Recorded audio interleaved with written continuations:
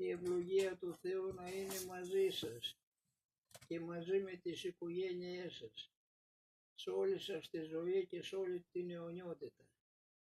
Ο Θεός να γράψει τα ονόματά σας στην αιώνια βίβλο της ζωής. Να έχετε δουλειά, να έχετε υγεία, να προστατεύει ο Θεός τα παιδιά, τα εγγόνια και ομόνια, να μην κρινιάζετε.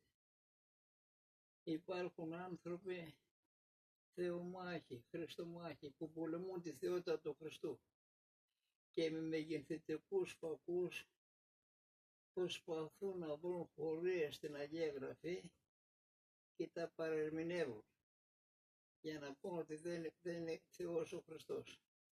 Θα σας αναφέρω μια περίπτωση.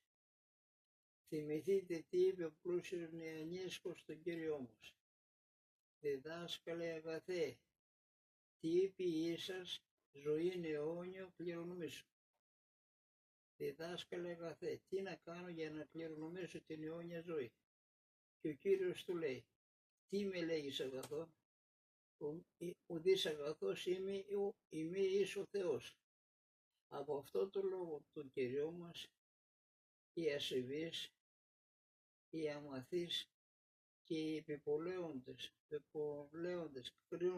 κρίνοντας την Αγία Γραφή λένε ότι ο Χριστός δεν είναι αγαθός και δεν είναι Θεός. Μα ο Κύριος δεν είπε στον πλούσιο νεανίσκο δεν είμαι αγαθός και δεν είμαι Θεός. Άλλο είπε. Εσύ του λέει γιατί με λες αγαθό αφού δεν με πιστεύεις για Θεό. Αγαθός είναι μόνο ο Θεός. Αφού εσύ δεν με πιστεύεις για Θεό γιατί με λες αγαθό. Αυτή είναι η έννοια του λόγου του Κυρίου μας. Το ότι ο Χριστός είναι αγαθός και ο Κύριος είναι Χριστός έχουμε μαρτυρίες. Τι λέει ο ψαλμοδός. Γεύσαστε και είδατε ότι Χριστός ο Κύριος. Το Χριστός με ήττα σημαίνει ο αγαθός, ο ελεήμων, ο φιλάνθρωπος. Και ο Απόστολος Πέτρος πάλι βεβαιώνει ότι ο Κύριος είναι Χριστός. Το ότι ο Χριστός είναι Θεός έχουμε χωρίες στην Αγία Γραφή. Στην αρχή του Ευαγγελίου του Ιωάννου, που από τους πατέρες είναι οι θεολογικότερες σελίδες όλες τις Αγίας Γραφής, διαβάζονται. Εν αρχή είναι ο Λόγος, και ο Λόγος είναι προς τον Θεό και Θεός είναι ο Λόγος. Λόγος με λάμδα κεφαλαίο, ο Υιός του Θεού. Να ένα χώριο, σαφέστατα μαρτύρει τη θεότητα του Χριστού.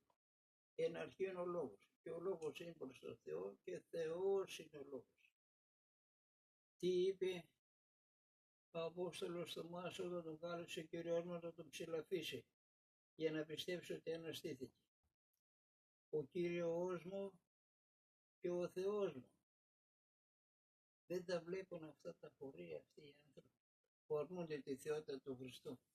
Σαφέστατα εδώ μαρτύρει τη θεότητα του Χριστού. Ο Κύριος μου και ο Θεός μου. Τι θα πει ο Θεός εν άρθος. Δίνει μια υπεροχή, μια ιδιάζουσα σημασία. Ο Θεός εν άρθος θα πει ο όλος Θεός. Ο πλήρης και τέλειος Θεός. Ο πλήρης και τέλειος φορεύς όλων των θείων ιδιωτήτων και τελειοτήτων. Τι λέει ο Απόστολος Παύλος του μαθητή του Τίτου. Περιμένουμε τη μακαρία ελπίδα και επιφάνεια της δόξης του μεγάλου Θεού και σωτήρου ημών Ιησού Χριστού. Πώς αποκαλείται ο Απόστολος στον Κύριο μας. Μεγάλο Θεό. Τι λέει στους Ρωμαίους. Όν οι πατέρες, εξών ο Χριστός του κατασάρκα. Όν επί πάντων Θεός, ο ευλογητός στους αιώνας. Πώς λέει εδώ, επί πάντων Θεός είναι ο Χριστός. Τι λέει ο Ευαγγελιστής Ιωάννης. Είδαμε ότι ο Υιός του Θεού οίκη έχει έλθει και δέδωκεν ημίν διάνοια είναι αγνώμεν των αληθινών και εσμέν εν το αληθινό, εν το Υιό αυτού Ιησού Χριστό. Ούτως εστί ο αληθινός Θεός και ζωή αιώνιος. Πώς αποκαλείται τον Κύριο μας, αληθινό Θεό. Σύμφωνα με αυτά τα χωρία που είπαμε, ο Χριστός είναι ο Λόγος του Θεού και ο Θεός.